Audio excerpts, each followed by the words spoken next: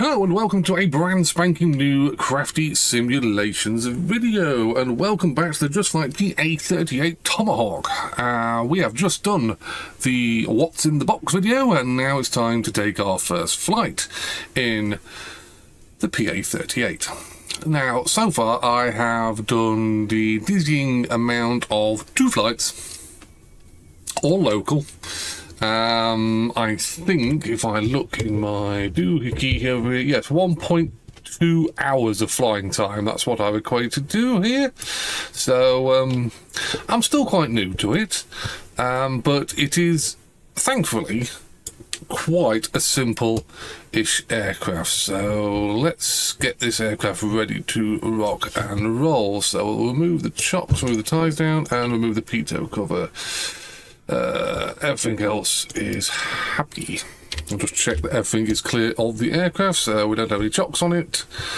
Pitot cover is... the pitot probe is just there. That's now not covered. And obviously the tie downs have disappeared, and the tow bar I don't think was attached anyway. So we are currently sat at Wickenby airfield. Yes, airfield. That's not an airport, but an airfield. It's in Lincolnshire. It is fairly local to where I am, and I thought this would be a better place to take off with the PA-38 than the usual RAF Waddington. So let's get everything ready to go. So I have got TrackIR, but I'm not turning TrackIR on just yet. So we'll lock that. Now most aircraft, shut the door, and you have a latch mechanism. On the PA-38, you actually have 2 latches because there is a top latch. And you'll just notice here, where the door cuts into the roof of the fuselage, it's not lined up. Now it is. So always remember, there is a 2-latch system for the PA-38. So just checking everything is set up. My levers are set up. They are. Controls work. That's always a good idea. Interesting fact. I actually thought this was broken in the sim. I thought Just Flight had got a bit of a problem. I am moving my rudder pedals, and the rudder pedals don't move in the aircraft. You can see them just sat down here, and they don't move. Now, this is actually realistic. The real P-38, PA-38 even, not the Lightning, its rudder pedals will not move until the aircraft is actually starting to taxi. So, yeah, I thought that was something that was wrong with the aircraft. It turns out it's another level of the realism that's gone into this aircraft. So, yeah, just thank you very much, Just Flight, for making it realistic. I probably should have paid attention to the manual. Right, so mixture set to full. Fuel selector set to the left tank. You'll notice here that there's a little latch, so you can't accidentally turn off your fuel. You can switch between left and right tank, absolutely fine. This latch has to be moved out of the way before you can select fuel off. So again, realistic. Right, so battery is selected to on, alternator is set to on, anti-collision lights are on, throttle is set inch open, fuel pump is set to on. Very nice noises. Checking everything. Parking brake is set. And we'll turn TrackIR on now. Get that centralised. So clear on the left side, clear on the right side, clear on the front. Clear prop. Obviously, if you click the right thing. Magneto's coming through to on. Hopefully, we shall get a start. And we have a good start. So we'll bring the mixture back. Fuel pressure's in the green, oil temperature is climbing into the green, oil pressure is so far in the yellow, but that might be because of That might be because we just started. Hopefully, if we just...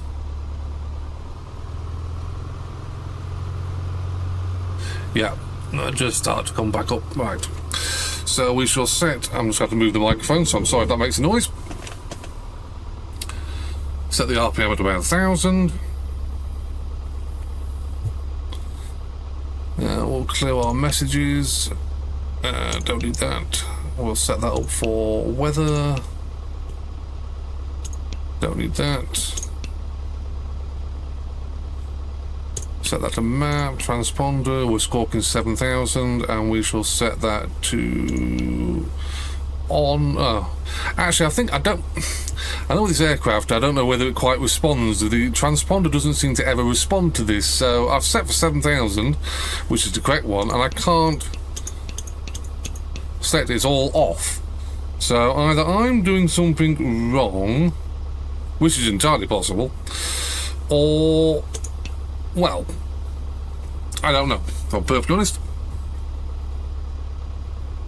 So landing lights will come on the runway. Peter Heat will do the same.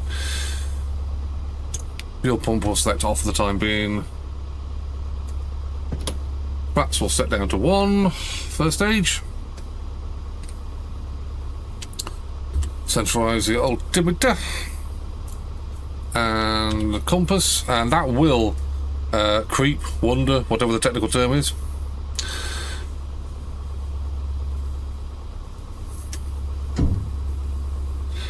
So I believe we are ready to taxi. Not the most accurate of startups, I dare say, but the great thing about the Tomahawk is that it is very simple to start up. It's a very, very simple aircraft. So we'll just check the oil pressure. The oil pressure is still in the yellow, but I dare say that's because we're on the ground and idling at 1,000. So let's go.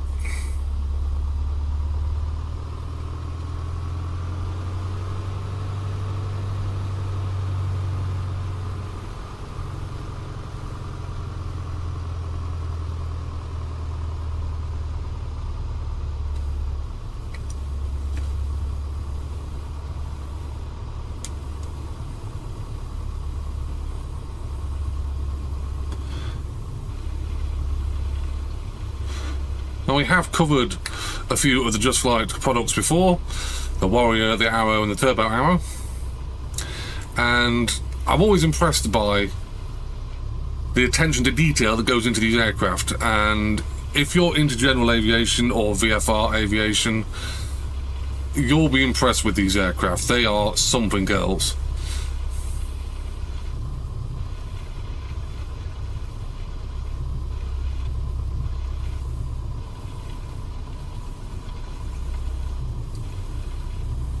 Very good ground handling here on the grass, so we are bouncing along quite realistically. Good sounds. It's another thing I'm always impressed with, and I said this in the last video. Sounds are so important to relay to the pilot, to the virtual pilot, what's happening, because we're not sat in an aircraft. So it is nice to see the aircraft bouncing up and down, but also hear the noise of the aircraft in the grass. So yeah, it's well done, Just Flight. You got the sounds brilliant.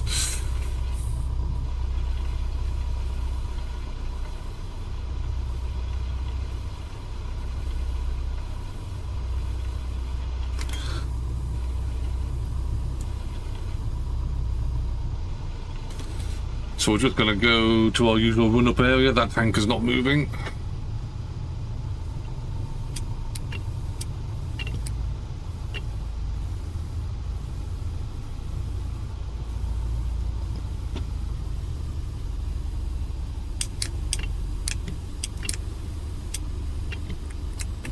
So we are clear at the rear, nothing behind us.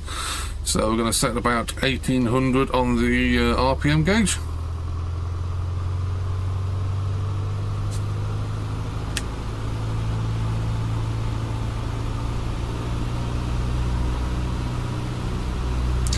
There's 1800, and we are going to have to get rid of the flight column. So coming to the left mag.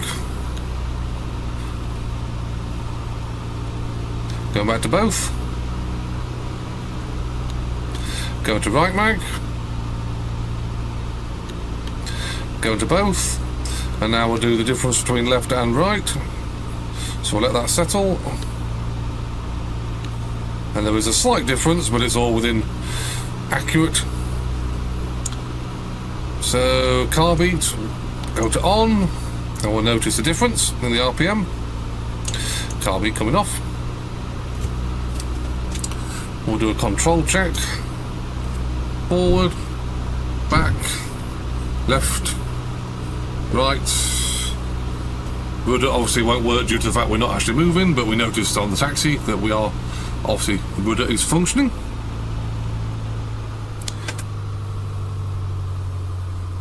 T's and P's are good. Oil pressure is climbing into the green when we was obviously run up. So fuel pump coming on, landing lights coming on, Peter heated coming on. Flaps are one stage. Lights are correct. Navigation is correct. Don't need to have any internal lights, it's a nice bright day. So let's run out.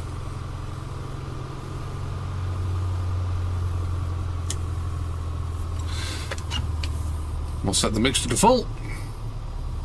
Nice short runway here at Wickenby.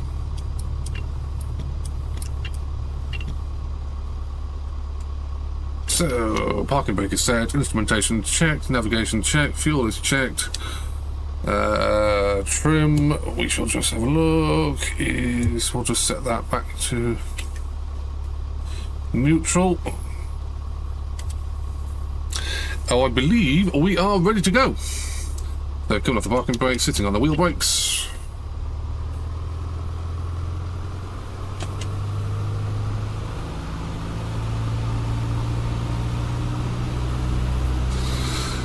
And let's go.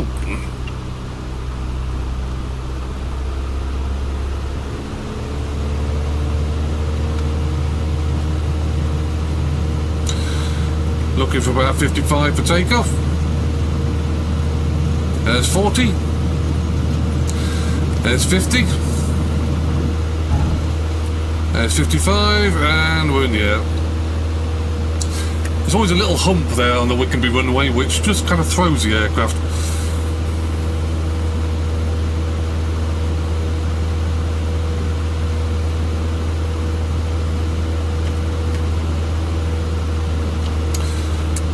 Flaps going up.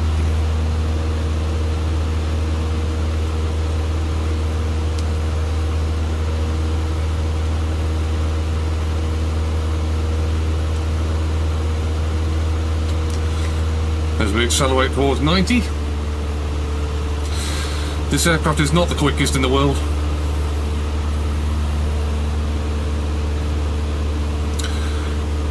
We hit the yellow mark at 110 knots and we redline at 138.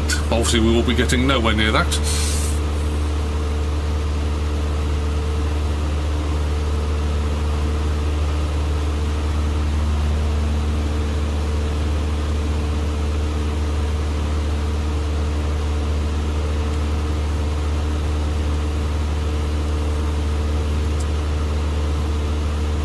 Fuel pump coming off, pizza heat coming off, landing lights coming off.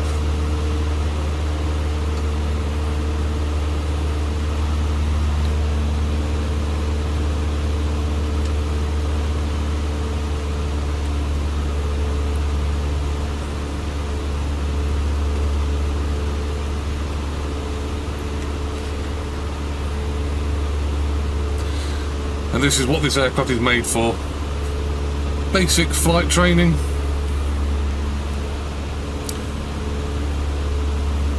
Circuit flight. Perfect plane to practice your circuits in. In the real world, this is the kind of aircraft that you would be taking your first flight in. Your first solo flight.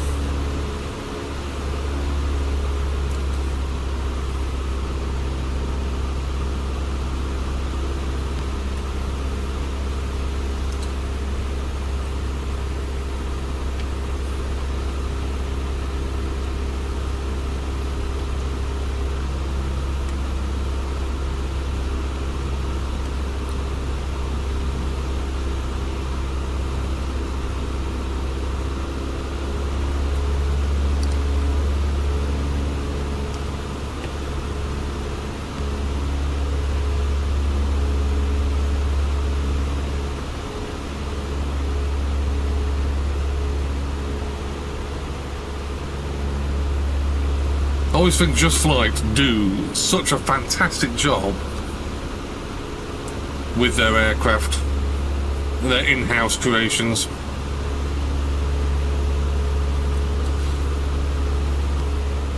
And their Tomahawk was created with the assistance of a real-world Tomahawk. I believe it was based at Goodwood. So they've had access to a proper Tomahawk, and it shows in this rendition.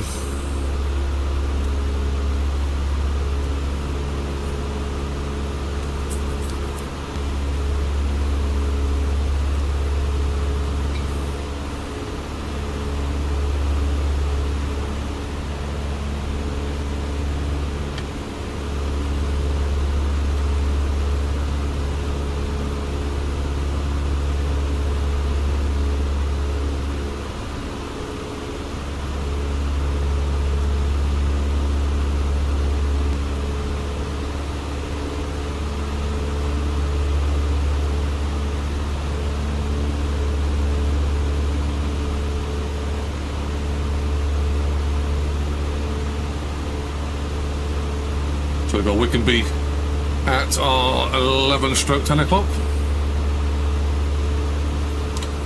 We'll fly a nice circuit, and we'll make an approach, and we'll probably make a missed approach, and then come back in for a landing.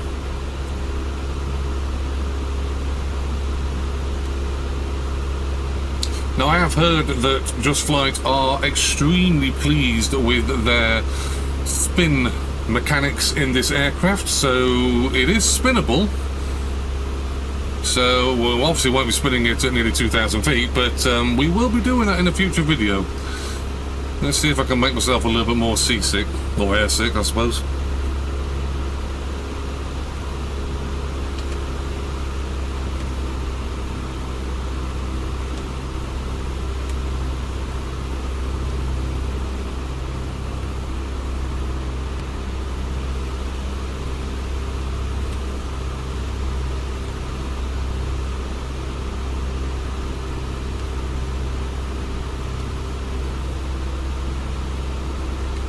This is one of those aircraft that you fly by visual, you're looking out at the canopy, but you also do a lot of instrumentation looking at the vertical speed, altimeter, airspeed, and due to the fact we're flying a circuit, I'm also looking at the compass to see if we're wandering left or right.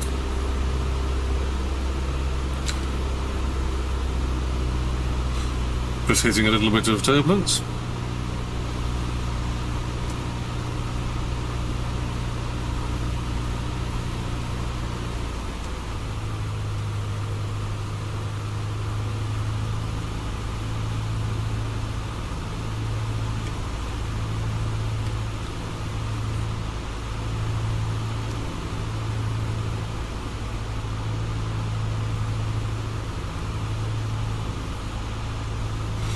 So just setting ourselves at about 500 foot decrease in altitude, or 500 foot per minute.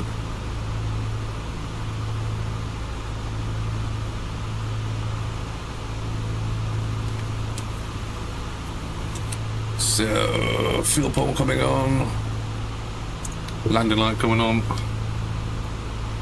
and this is going to be a missed approach.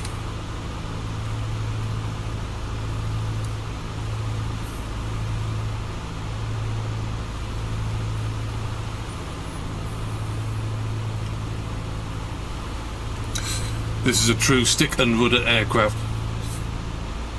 meaning that you need to use stick and rudder to complete smooth turns.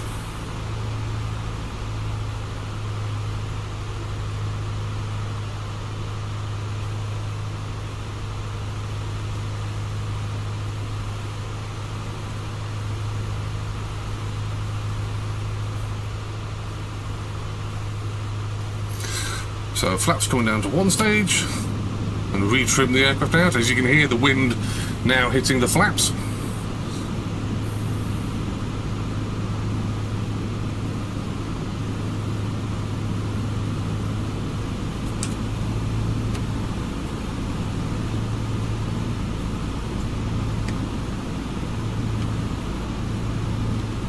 lined up with the runway. Last of the checks. Descending, lights, flaps, gear is fixed.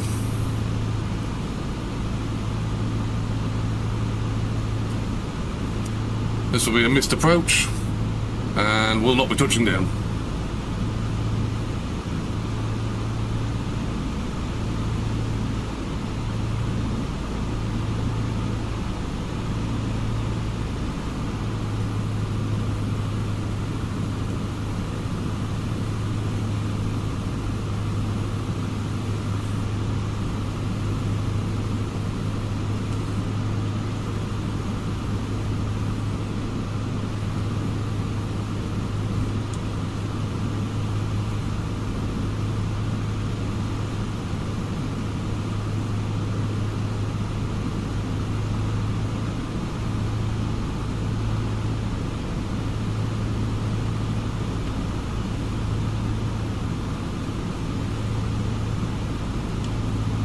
And throttling up for the go-around.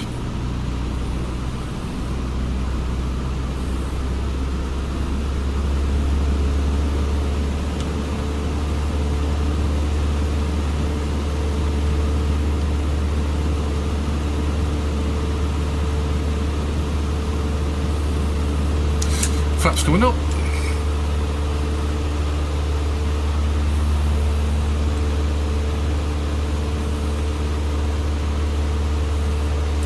T's and P's all good. Lovely clear day for this kind of flying.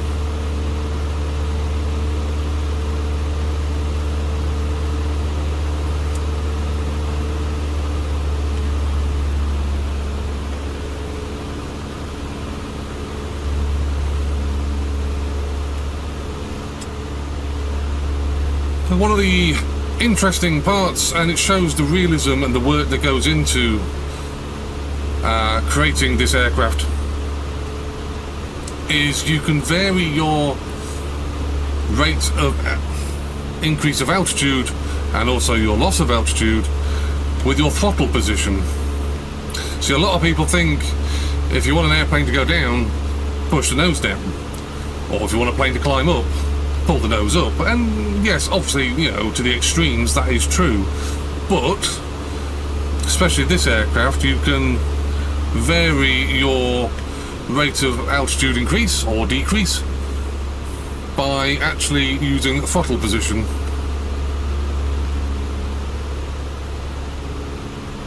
Again, realistic to the real aircraft.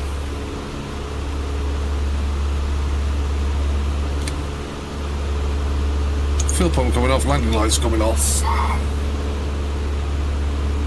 Now, by no means am I an accurate pilot. I think we've proved that on quite a few videos now, that I do tend to make a few mistakes. And I just want to show the flight simulator off. That's, you know, I never said that I'm a by-the-book kind of virtual pilot. I certainly am not.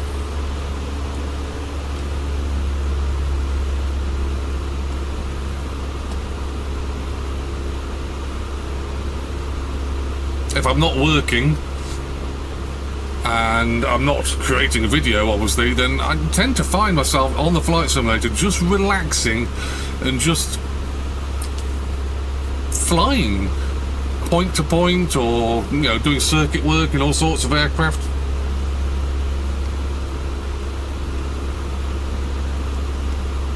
And that's what I want this channel to be about. I don't want there to be a set aim. I don't want there to have to be something I have to do. I just want to fly and create content based around Microsoft Flight Simulator. And obviously the question will be, you know, when Microsoft Flight Simulator 2024 comes out, will I jump over to that sim? At the moment, I don't know. I honestly don't know. I'm not saying, I'm not jumping on the bandwagon that you see on a lot of other media pages about what we are demanding as flight sim aficionados for the new simulator. I will just be keeping an open eye on the simulator and seeing what happens, and, you know, what kind of system is going to run it.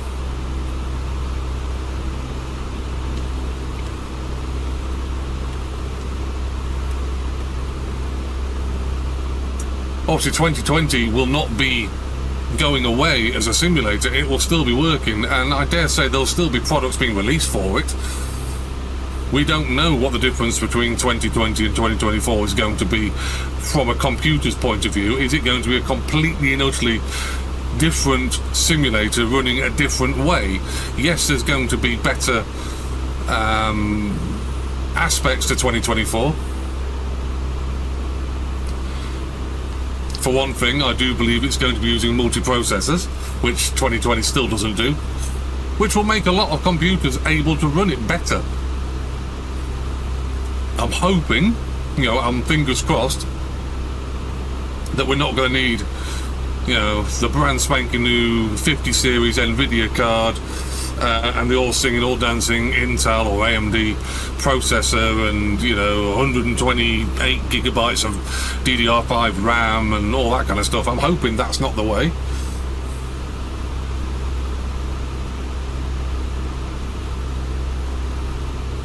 But we'll see. I mean, rumour has it it's due out for and this has not been confirmed in any way, shape or form, but for a November release. So it's going to be interesting.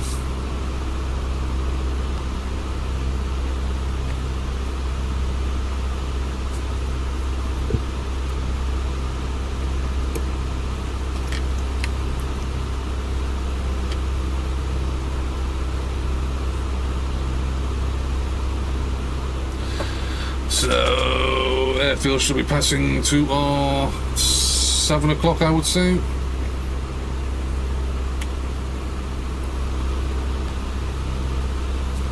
So, we're going to set up for a landing. So, fuel pump's coming on, landing lights coming on, pitot heater's coming on. And we'll start our turn.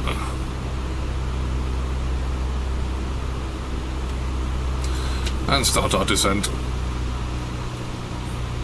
Good visibility in the PA-38.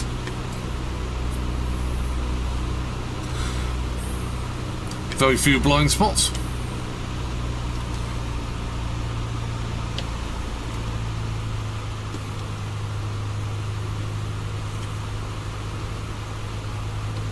A little bit high on this approach.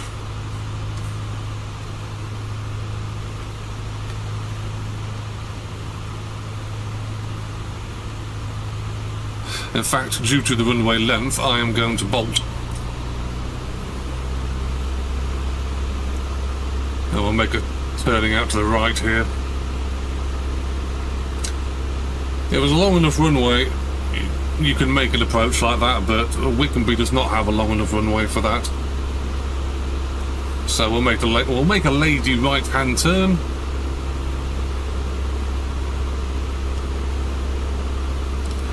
Holding 1,000 feet as best we can.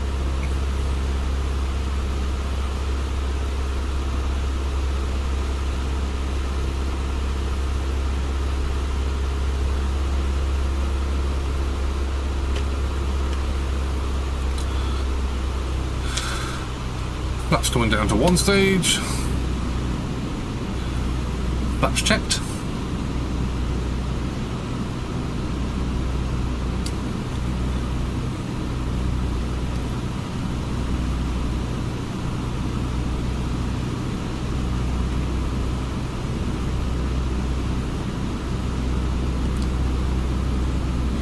Looking out for the airfield. I've got the airfield in sight. Passing 1 o'clock. So final checks. Checks complete. Flaps are down. Instrumentation correct. Mixtures are full.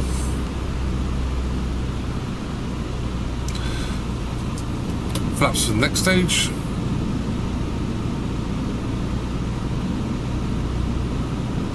And checked.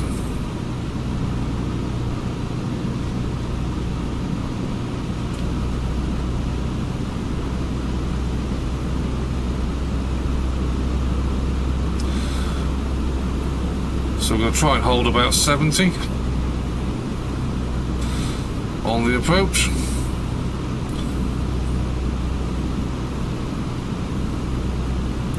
Got a 500 foot or thereabouts decrease in altitude per minute. So we don't want to chop the throttle too quickly, or else that'll increase our descent.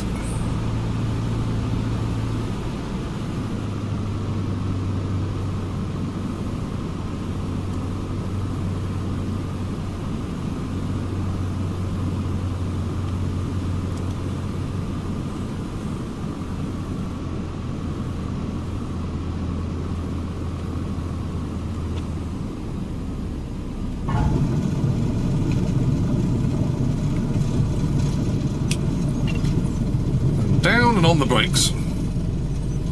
And there's that bump that always catches you. If you catch it at a certain airspeed, you will go airborne.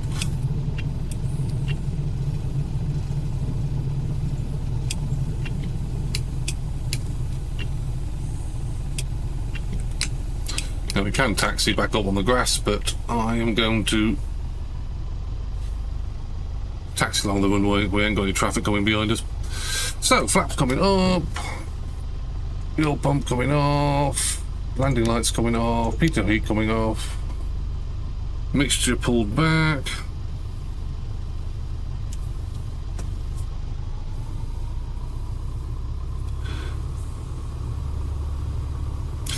So where does this aircraft sit in the Flight Simulator collection? Well, obviously it is not an all-singing, all-dancing G1000 equipped Cessna. It's obviously not a super fast twin-engined aerodynamic, you know, cross-country traveller, but it is a basic aircraft, basic instrumentation, good navigational equipment,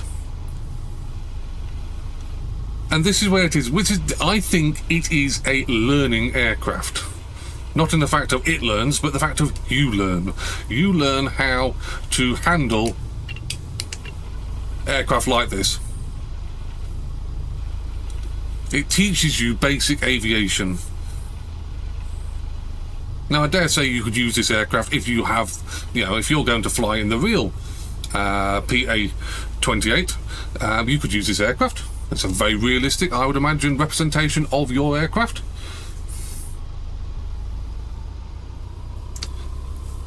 But you can use this for circuit work. You can use it for point-to-point navigation. You won't get there very quickly, but it is a accurate aircraft for basic aviation. So, throttle cut back. Remove that. Magnetoaster off. Proper slot. Put that back on. Right, so we'll have mixture shut off. Anti-collision lights coming off. Batteries are off. Fuel pump selected to off. Throttle is closed. So there you go. This is the latest of the Just Flight GA aircraft. And in my view, it gets, I would give it a good 8.5 out of 10. You know, I'm struggling. I'm struggling. I suppose the negatives are not its own fault, but the fact of, you know, you're not going to get anywhere quickly. But it is a challenge to fly it. It is a good, like I say, aircraft to practice your approaches, to practice your landings in. Yes, you can use it for local flying airport to airport, so you can practice navigation. Just, you won't get anywhere quickly with this aircraft. But that's not its fault, that's just the way it is. Just Flight have done an absolutely fantastic job in creating this aircraft, and I'm looking forward to flying this aircraft more and more. I'm looking forward to seeing what Just Flight have in mind with the updates that are going to come out with this aircraft. And I'm also looking on flightsim.to to see what kind of repaints are coming out for this aircraft as well. So we'll see if there's any good ones that are on there as well. So I hope you found this video informative. If you have, you know, if you have any questions or comments, usual caveat, bang them below this video, and I will get round to them as soon as I can. And I will see you guys and girls in a future Flight Simulator 2020 video very, very soon.